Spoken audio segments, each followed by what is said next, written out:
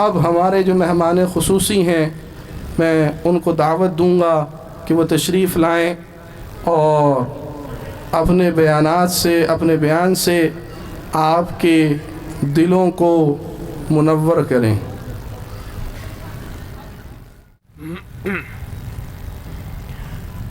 الحمد للہ وکفا وسلام علی عبادہ الذین اصطفیٰ اما بعد فاعوذ باللہ من الشیطان الرجیم بسم اللہ الرحمن الرحیم انا نحن نزلنا الذکر وانا له لحافظون۔ وقال اللہ تعالی فی مقام آخر ام کنتم شہداء اذ حضر یعقوب الموت اذ قال لبنیہ ما تعبدون من بعدی قالوا نعبد الہک و الہ آبائک ابراہیم و اسماعیل و اسحاق الہا واحدا ونحن له مسلمون۔ سبحان ربک رب العزت عما یصفون وسلام علی المرسلین والحمد للہ رب العالمین۔ اللہم صل علی سیدنا محمد وعلی آل سیدنا محمد وبارک وسلم۔ اللہم صل علی سیدنا محمد وعلی آل سیدنا محمد وبارک وسلم۔ اللہم صل علی سیدنا محمد وعلی آل سیدنا محمد وبارک وسلم۔ اللہ رب العزت نے انسانوں کو دنیا کے اندر بے تحاشا اپنی نعمتوں سے سرفراز فرمایا ہے۔ انسان اپنے جسم میں دیکھے تو اللہ رب العزت کی بے تحاشا نعمتیں ہیں، کائنات میں دیکھے تو اللہ رب العزت کی بے تحاشا نعمتیں ہیں، جن نعمتوں سے انسان روزانہ کی بنیاد پر لطف اندوز ہوتا ہے۔ اللہ رب العزت نے یہ ساری نعمتیں عطا فرمائیں، مگر ان نعمتوں کے مقابلے میں ایک نعمت اللہ رب العزت نے وہ عطا فرمائی کہ جس نعمت کے عطا فرمانے کے بعد اللہ رب العزت نے انسان کو احسان جتلایا۔ کسی نعمت پہ احسان نہیں سوائے اس ایک نعمت کے۔ ارشاد فرمایا لقد من اللہ علی المؤمنین اذ بعث فیہم رسولا۔ اللہ نے ایمان والوں پہ احسان فرمایا کہ جب ایمان والوں میں اپنے ایک رسول کو بھیجا، من انفسہم، جو رسول خود انہی جیسا انسان تھا، انہی میں سے ایک تھا، یتلو علیہم آیاتہ، جس کے کرنے کے کاموں میں سے بعثت کے مقاصد میں سے ایک مقصد یہ تھا کہ وہ قرآن کریم کی تلاوت کرے۔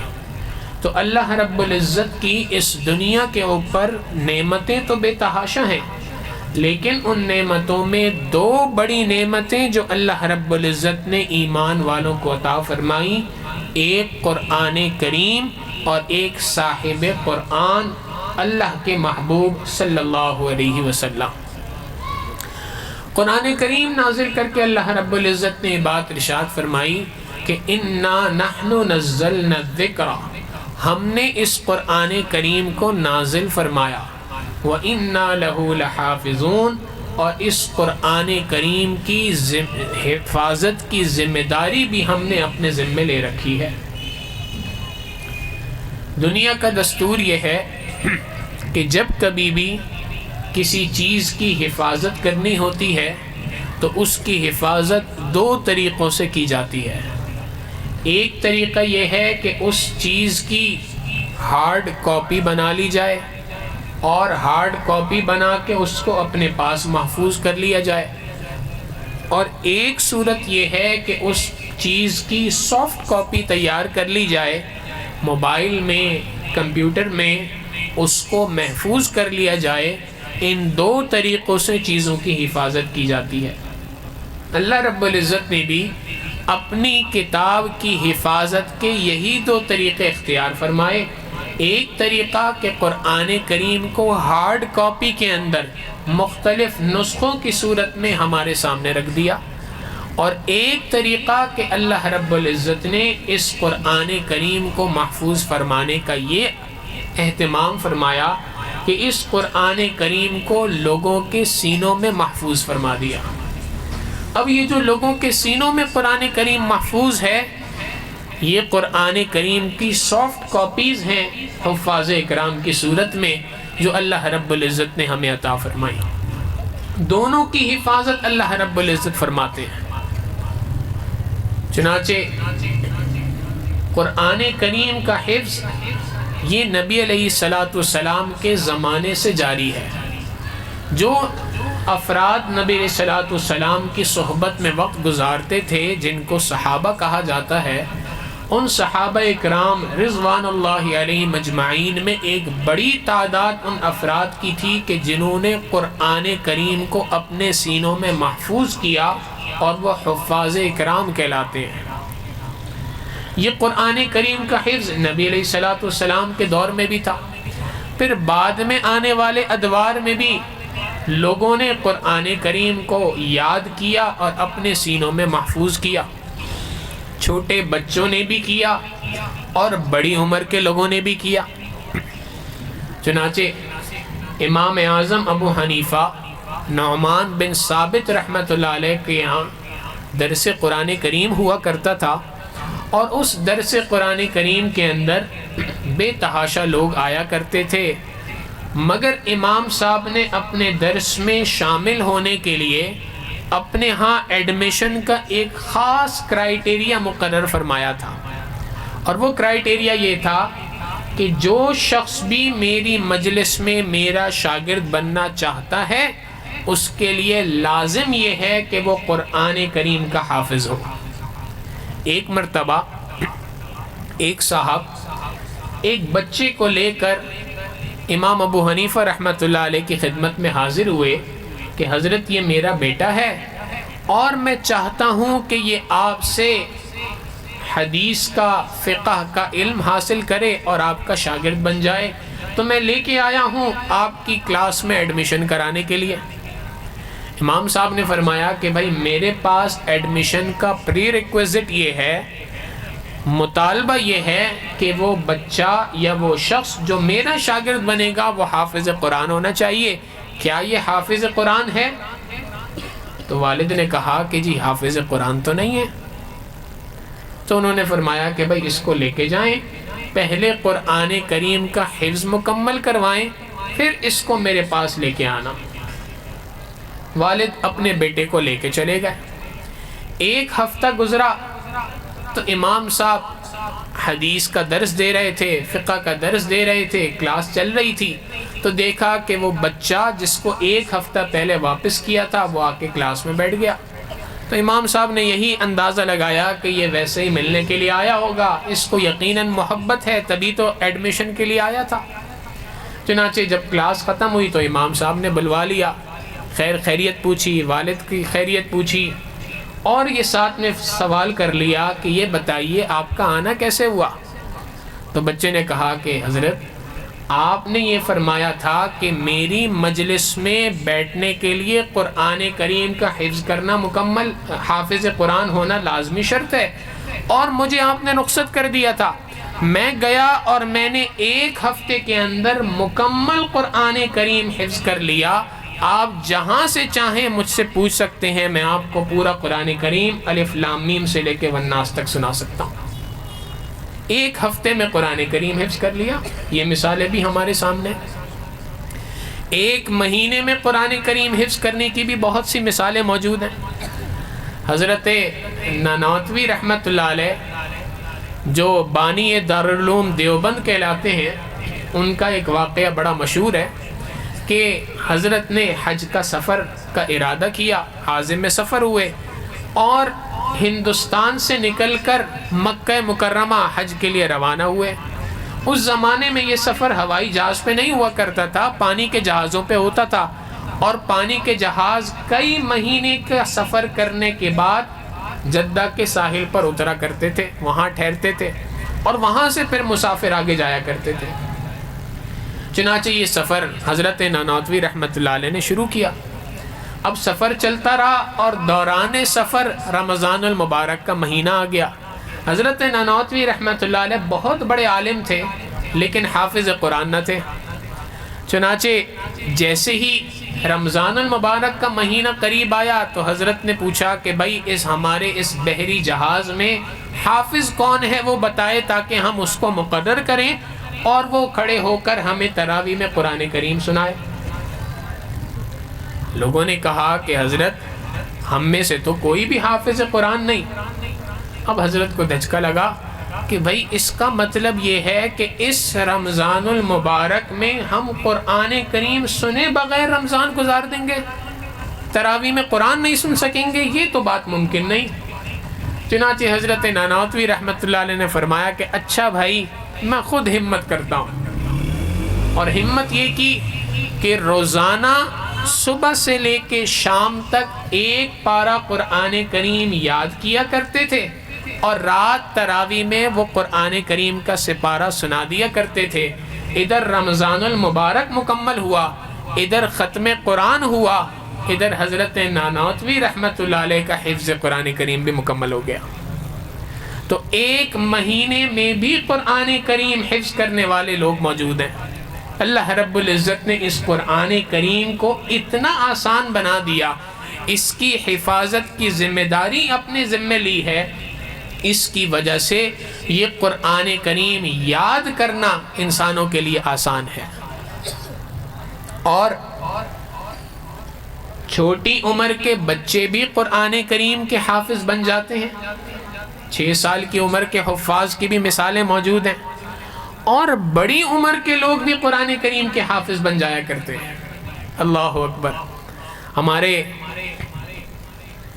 محلے کے ہی 5C کے علاقے کے ایک رہائشی، ایک بزرگ جن کا چند سال پہلے انتقال ہوا، حضرت حاجی عبدالتواب صاحب رحمۃ اللہ علیہ، اللہ والے تھے، بڑوں کی بزرگوں کی صحبت اختیار کی ہوئی تھی۔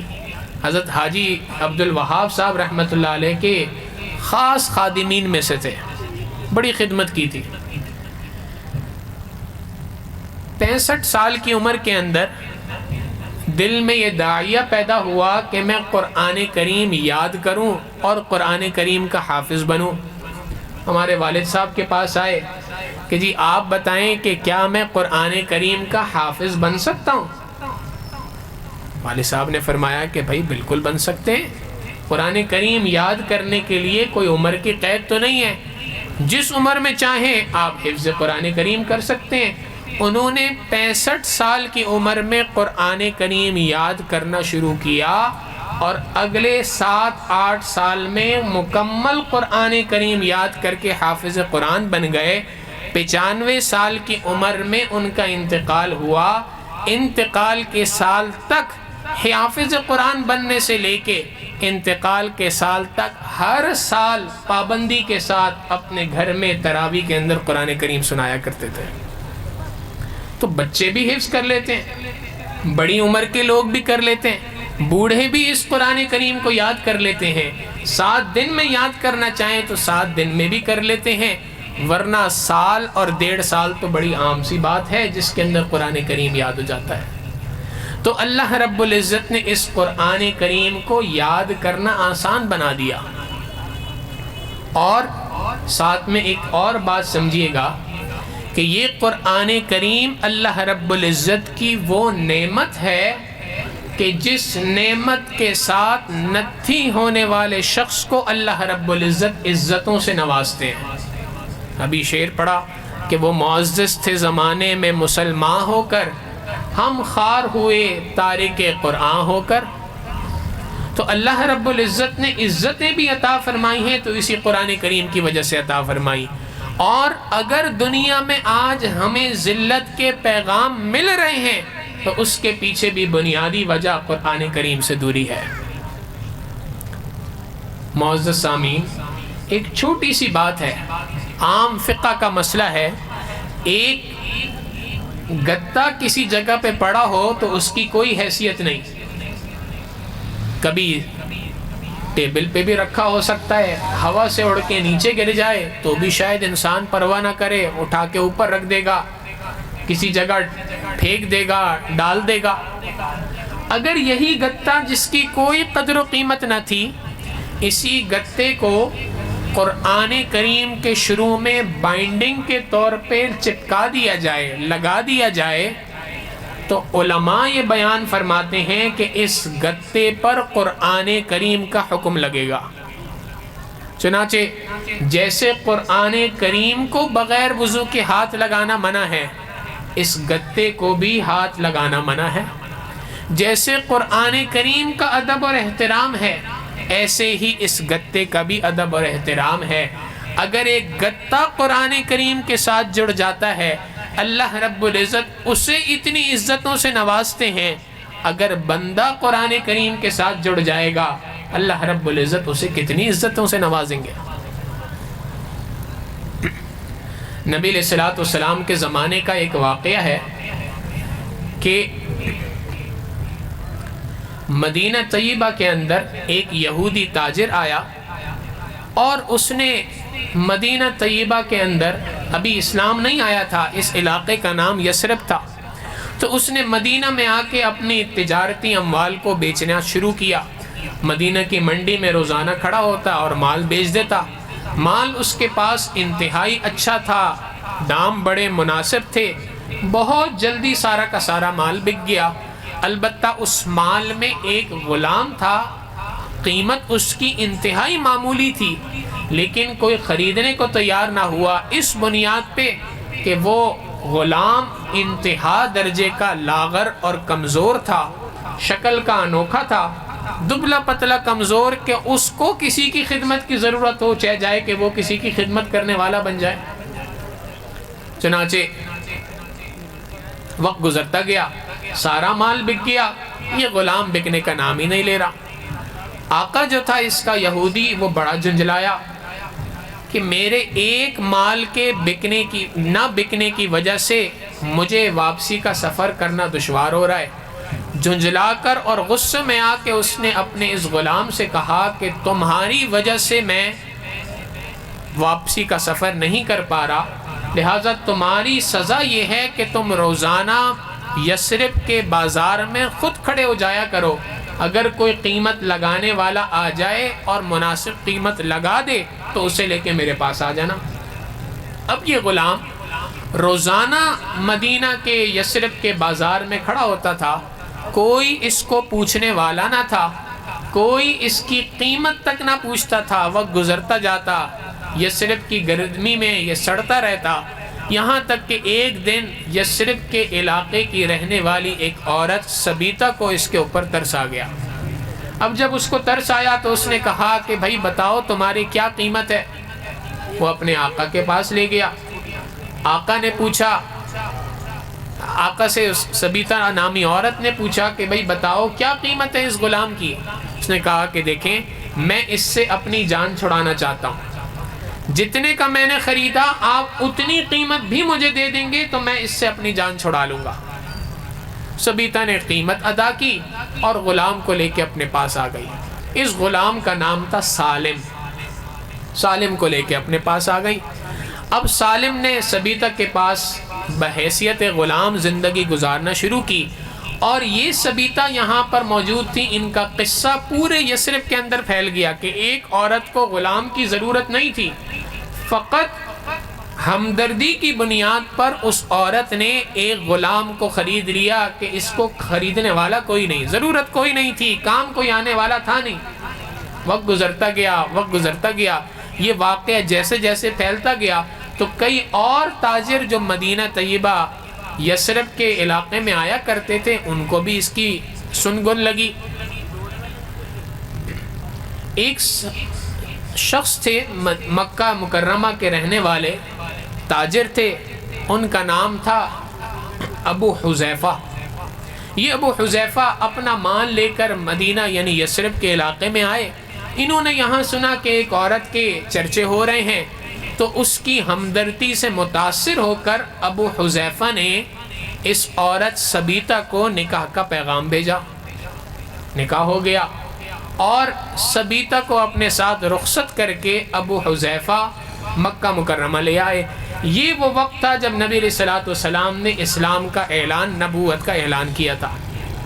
سبیتا نے اور ابو حذیفہ نے نبی علیہ الصلوۃ والسلام کے اس اعلان پہ لبیک کہا، کلمہ پڑھ کے مسلمان ہو گئے۔ سالم چونکہ انہی کا غلام تھا، اس نے بھی کلمہ پڑھا اور یہ بھی مسلمان ہو گیا۔ نبی علیہ الصلوۃ والسلام نے ایک مرتبہ مجلس کے اندر غلام کو آزاد کرنے کے کچھ فضائل بیان کیے۔ سبیتا کو وہ فضائل سن کر احساس ہوا اور اس نے آ کر اپنے گھر میں اپنے غلام سالم کو آزاد کر دیا۔ سالم کا نام پڑ گیا سالم مولا ابو حذیفہ۔ سالم ہیں جو ابو حذیفہ کے آزاد کردہ غلام ہیں۔ وقت گزرتا گیا، ابو حذیفہ کے یہ غلام، آزاد کردہ غلام سالم جو تھے، نبی علیہ الصلوۃ والسلام کی خدمت میں آئے۔ اے اللہ کے حبیب صلی اللہ علیہ وسلم، دنیا میں میرا کوئی نہیں، مجھے نہیں پتا میرے والد کہاں، میری والدہ کہاں، مجھے تو اپنے خاندان کا کچھ نہیں پتا۔ غلام ہونے کی حیثیت سے پلا بڑا ہوں، میرا سب کچھ میرے آقا ابو حذیفہ اور ان کی بیوی سبیتا تھیں، لیکن دونوں نے مجھے آزاد کر دیا۔ اب میرے پاس کوئی ٹھکانہ نہیں، کوئی جگہ نہیں۔ میں نے ان سے پوچھا کہاں جاؤں، تو انہوں نے کہا کہ بے سہارا کا سہارا اللہ کے حبیب صلی اللہ علیہ وسلم ہے۔ اے اللہ کے حبیب صلی اللہ علیہ وسلم، میں آپ کی خدمت میں آ گیا، آپ کا غلام ہوں، آپ حکم فرمائیے کیا کروں۔ نبی علیہ الصلوۃ والسلام نے فرمایا سالم تم قرآن سیکھنا شروع کرو۔ نبی علیہ الصلوۃ والسلام ان کو قرآن سکھایا کرتے تھے، اور یوں ایک مدرسے کے اندر استاد اور شاگرد کا یہ رشتہ قائم ہو گیا۔ اللہ کے حبیب صلی اللہ علیہ وسلم حضرت سالم مولا ابو حذیفہ رضی اللہ تعالیٰ عنہ کو قرآن کریم سکھایا کرتے تھے۔ حضرت سالم نے وقت کے ساتھ ساتھ قرآن کریم سیکھنا شروع کیا، اور سیکھتے گئے یہاں تک کہ ایک وقت وہ بھی آیا کہ جب ہجرت کا حکم آیا، اور ہجرت کے حکم کے بعد نبی علیہ الصلوۃ والسلام نے صحابہ کو روانہ کیا کہ آپ سب جائیں اور ہجرت کر کے یثرب یعنی مدینہ طیبہ پہنچیں۔ اب صحابہ کا قافلہ ہے جو مکہ مکرمہ سے نکلا ہے اور یثرب کے علاقے کے اندر مدینہ طیبہ جا رہا ہے۔ نبی علیہ الصلوۃ والسلام نے اس قافلے کے اندر، جہاں حضرت عبد الرحمن ابن عوف رضی اللہ تعالیٰ عنہ موجود ہیں، حضرت زبیر ابن عوام رضی اللہ تعالیٰ عنہ موجود ہیں، حضرت عمر فاروق رضی اللہ تعالیٰ عنہ موجود ہیں، ایسے جلیل القدر صحابہ موجود ہیں۔ نبی علیہ الصلوۃ والسلام نے نماز کے وقت پر امامت کے لیے حضرت سالم مولا ابو حذیفہ کو مقرر فرمایا کہ سالم سب کو نماز پڑھائیں گے۔ نماز کا وقت ہوتا، تمام لوگ پیچھے اقتداء میں نماز پڑھتے، یہ سالم مولا ابو حذیفہ ان کو نماز پڑھاتے۔ جب یثرب پہنچے تو مدینہ کے رہنے والے، یثرب کے رہنے والے یہودیوں نے اپنی انگلیاں دانتوں کے درمیان دبا لی کہ اللہ کیا شان ہے آپ کی، کہ وہ شخص کہ جس کو اسی مدینے کے اندر کوئی خریدنے کو تیار نہ تھا، قرآن کریم کے ساتھ اس کا رشتہ کیا جڑنا تھا، اللہ رب العزت نے اتنی بلندیاں عطا فرما دی کہ آج یہی شخص سالم مولا ابو حذیفہ کتنے بڑے بڑے جلیل القدر صحابہ کا امام بن کے کھڑے ہیں۔ حضرت عمر فاروق رضی اللہ تعالیٰ عنہ فرمایا کرتے تھے اپنی شہادت کے وقت پر کہ کاش سالم زندہ ہوتے، کاش سالم زندہ ہوتے۔ تو لوگ پوچھتے بھائی آپ کیوں کہہ رہے ہیں یہ بات کہ کاش سالم زندہ ہوتے؟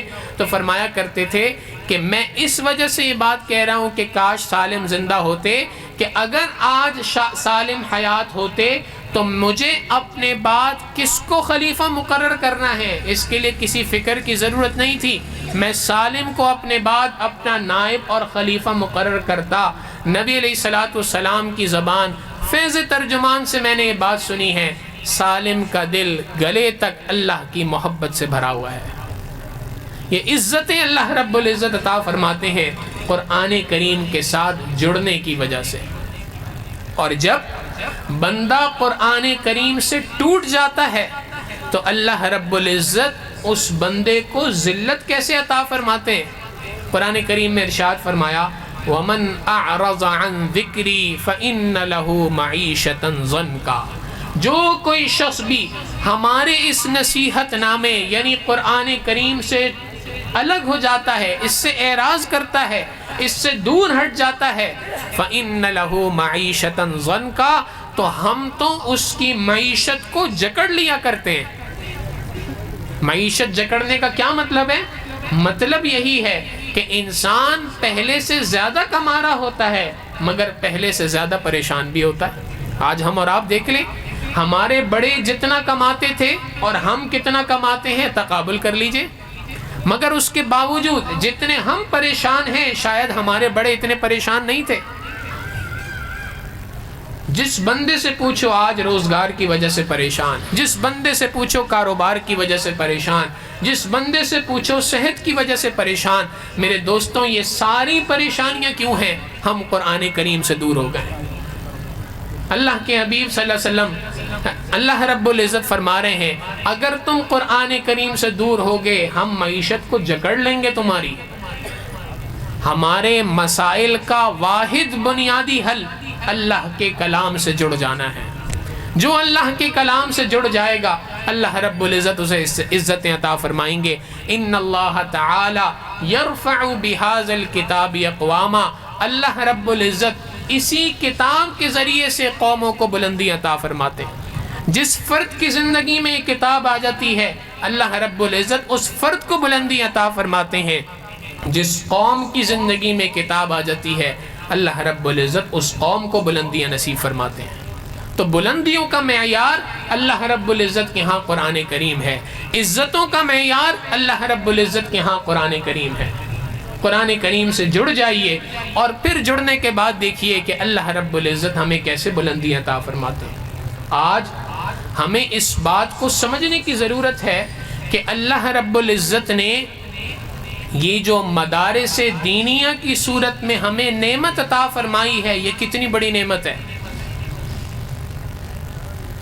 یاد رکھیے گا قرآن کریم محفوظ ہے، قرآن کریم محفوظ ہے۔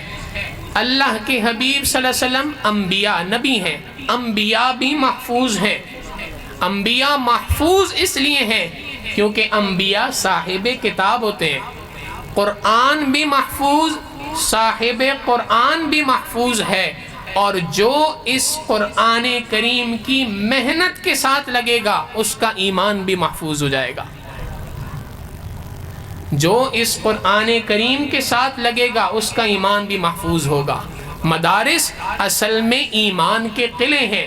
جیسے قرآن کریم محفوظ ہے ایسے ہی مدارس بھی محفوظ ہیں۔ مدارس میں پڑھانے والے اساتذہ بھی محفوظ ہیں، مدارس میں پڑھنے والے طلبہ بھی محفوظ ہیں۔ ہم اگر یہ چاہتے ہیں کہ ہم اپنی اولاد کے ایمان کی حفاظت کریں، یاد رکھیے گا ایمان کی حفاظت صرف اپنی نہیں ہوتی، اپنی اولاد کی ایمان کی حفاظت ہوا کرتی ہے، اور اولاد کی ایمان کی حفاظت یہ وہ غم ہے کہ جس غم کو اللہ رب العزت نے انسان کے بچپن کے ساتھ لگا دیا۔ عجیب بات ہے، 7 سال کا ہو جائے بچہ تو حکم ہے اس کو نماز کا حکم دو۔ جب یہ بچہ نماز پڑھ رہا ہے تو نماز پڑھتے ہوئے حکم یہ دیا جا رہا ہے کہ بچے تم سلام پھیرنے سے پہلے دعا پڑھو، رب اجعلنی مقیم الصلاۃ ومن ذریتی، اے اللہ مجھے بھی نماز کا پابند بنا دیجئے اور میری اولاد کو بھی نماز کا پابند بنا دیجئے۔ ابھی 7 سال کا بچہ ہے، یہ خود بچہ ہے اور اپنی آنے والی اولاد کی نماز کی پابندی کی فکر کر رہا ہے۔ پیغام دیا جا رہا ہے کہ جس وقت تم بچپن کے اندر تھے اس زمانے سے اپنی اولاد، اپنی نسل کی ایمان کی حفاظت کی فکر تمہارے اندر پیدا ہونا یہ تمہاری ذمہ داری ہے۔ اور یہ فکر کب تک رہے؟ قرآن کریم میں اللہ رب العزت فرماتے ہیں ام کنتم شہداء اذ حضر یعقوب الموت، کیا تم اس وقت حاضر تھے جب یعقوب علیہ السلام کا موت کا وقت تھا؟ اذ قال لبنیہ ما تعبدون من بعدی، اور انہوں نے اپنی اولاد کو اکٹھا کر لیا تھا۔ موت کا وقت ہو تو انسان اپنی اولاد کو اکٹھا کر لیتا ہے اور اکٹھا کر کے وصیت ہوتی ہے بیٹا میری دکان کے ساتھ یہ کر دینا، میرے مال کے ساتھ یہ کر دینا، فلاں چیز اس طرح تقسیم کر لینا، فلاں کو اتنا قرضہ دینا، یہ دے دینا۔ یعقوب علیہ السلام موت کا وقت ہے، موت حاضر ہے، اس وقت پہ اپنے بچوں کو جمع کر رہے ہیں۔ کیا پیغام دے رہے ہیں؟ سوال کیا، ما تعبدون من بعدی، یہ بتاؤ میرے بعد کس کی عبادت کرو گے؟ بچوں نے کہا، قالوا نعبد الہک و الہ آبائک ابراہیم و اسماعیل و اسحاق الہا واحدا ونحن لہ مسلمون۔ ابا جان، جس الہ کی، جس معبود کی، جس رب کی آپ عبادت کرتے، آپ کے آبا و اجداد میں اسماعیل علیہ السلام، یعقوب علیہ السلام، اسماعیل علیہ السلام، ابراہیم علیہ السلام جن کی عبادت کیا کرتے تھے، اسی رب کی عبادت ہم بھی کرتے ہیں۔ اللہ رب العزت نے یہ پیغام دیا کہ یہ ایمان کی حفاظت کی فکر، یہ اس کی ابتدا تھی جب تم 7 سال کے تھے، اور جب تک تمہیں موت نہیں آ جاتی، اپنی موت تک اپنی آنے والی نسل کی ایمان کی حفاظت کی فکر کرنا یہ تمہاری ذمہ داری ہے۔ اور اولاد کا ایمان بچے گا قرآن کریم کے ساتھ جڑنے میں، مدارس دینیہ کے ساتھ نتھی ہو جانے کے اندر، اور قرآن کریم کے ساتھ جڑ جانے میں۔ لہٰذا خوش نصیب ہیں وہ والدین کہ جنہوں نے اپنی اولاد کو مدارس کے اندر لگایا۔ تاہم فکر کی بھی ایک بات ساتھ میں ہے، اللہ کے حبیب صلی اللہ علیہ وسلم کی یہ حدیث مبارکہ ہے، نبی علیہ الصلوۃ والسلام نے فرمایا، جتنی آسانی کے ساتھ اونٹ کی نکیل سے، اونٹ کی ناک سے نکیل نکل جاتی ہے، اتنی ہی آسانی کے ساتھ قرآن کریم سینے سے نکل جایا کرتا ہے۔ لہٰذا ہمارے مشائخ نے، ہمارے بڑوں نے اسی بنیاد پہ یہ بات کہی، قرآن کریم کا حفظ کر لینا یہ آسان کام ہے۔ آپ حیران ہوں گے، بالخصوص وہ والدین جن کی اولادیں آج حافظ قرآن بنی ہیں، وہ کہیں گے ہم نے تو اتنے مجاہدے کیے، اتنی محنت کی، اتنی قربانیاں دیں، اور اس کے بعد جا کے یہ بچے آج حافظ قرآن بنے تو ہم سمجھ رہے ہیں سفر مکمل ہو گیا۔ نہ میرے دوستوں، سفر کی ابتدا ہوئی ہے۔ یہ تو ساری زندگی کا غم ہے اب کہ یہ قرآن کریم کس طریقے سے محفوظ رہے گا۔ آپ اور ہم سنتے رہتے ہیں وہ فضائل کہ حافظ قرآن کو اللہ رب العزت اس کے والدین کو کل قیامت کے دن وہ تاج عطا فرمائیں گے کہ جس تاج کے آگے سورج کی روشنی بھی بے نور ہو جائے گی۔ تو اگر یہ تاج پہننا ہے تو کچھ محنت تو کرنی ہوگی۔ یہ ساری زندگی کی محنت ہے کہ یہ قرآن کریم کی محنت جو ان بچوں نے بھی کی، ہم نے بھی ان کے ساتھ کی، اور ان کے اساتذہ، ان کے مدرسے نے ان کے ساتھ کی، اس محنت کو ساری زندگی ساتھ لگانا ہے۔ کہیں ایسا نہ ہو کہ یہ قرآن کریم نکل جائے۔ اس محنت کی مسلسل فکر کرنا یہ والدین کی ذمہ داریوں میں سے ایک ذمہ داری ہے، اس کے بغیر چارہ نہیں ہے۔ اور آپ کو ان کے واقعات کیا سنانے جو دنیا سے چلے گئے، جو آج موجود ہیں، ان کا ایک واقعہ سنا کے بات کو مکمل کرتا ہوں۔ ہمارے حضرت والد صاحب حضرت مولانا سعادت اللہ صاحب دامت برکاتہم العالیہ خود بیان کرتے ہیں اپنا واقعہ کہ جب میں نے قرآن کریم حفظ مکمل کیا تو حفظ مکمل کرنے کے بعد میرے استاد نے میرے والد کو کا ہاتھ پکڑ کے یہ بات کہی، حفظ کرانا ہماری ذمہ داری تھی، حفظ کو برقرار رکھنا اب آپ کی ذمہ داری ہے۔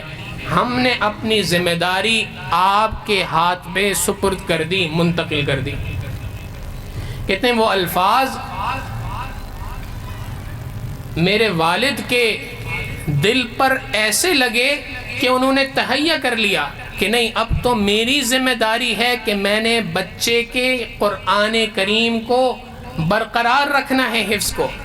چنانچہ والد صاحب خود یہ بات ہمیں سناتے ہیں کہ 30 سال تک میرے والد نے روزانہ کی بنیاد کے اوپر ایک پارہ قرآن کریم میرا سنا ہے، جس میں ایک دن کبھی ناغہ نہیں۔ سردی آئی، گرمی آئی، بیماریاں آئیں، خوشی آئی، غم آئے، یہاں تک کہ فرماتے ہیں میری شادی کا دن تھا، اس دن بھی سنا، شادی کے اگلے دن بھی سنا، ولیمے والے دن بھی نہیں چھوڑا، کوئی دن کا ناغہ نہیں، 30 سال تک مسلسل روزانہ قرآن کریم سنتے تھے۔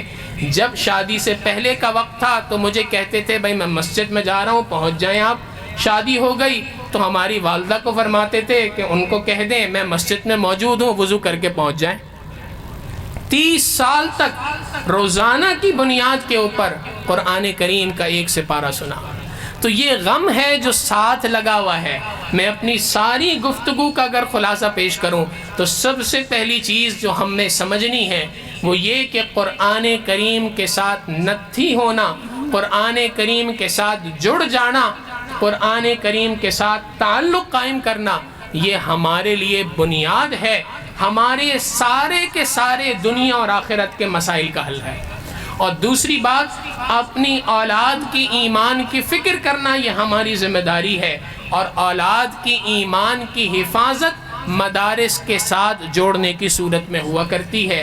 اور تیسری بات کہ قرآن کریم کا حفظ کر لینا صرف کافی نہیں، قرآن کریم کے اس حفظ کو برقرار رکھنا یہ والدین کی ذمہ داری ہے، اور ایک دن یا 2 دن کی نہیں، ساری زندگی کی ذمہ داری ہے۔ اللہ رب العزت ہمیں ان ذمہ داریوں کو پورا کرنے والا بنائے۔ اللہ رب العزت ہمیں قرآن کریم کے ساتھ سچا تعلق نصیب فرمائے۔ اللہ رب العزت ان حفاظ اکرام کو جنہوں نے قرآن کریم حفظ کیا ہے، اللہ رب العزت قرآن کریم کا نور عطا فرمائے، اور اس ادارے کو دن دگنی رات چوگنی ترقیاں نصیب فرمائے۔ اس ادارے کے بانی اور محتمم حضرت قاری اسماعیل صاحب کو اللہ رب العزت ان کی عمر میں برکت عطا فرمائے، ان کی محنتوں کو قبول فرمائے۔ اللہ رب العزت اس ادارے کو، اس کے معاونین کو اجر عظیم عطا فرمائے۔ وآخر دعوانا ان الحمد للہ رب العالمین۔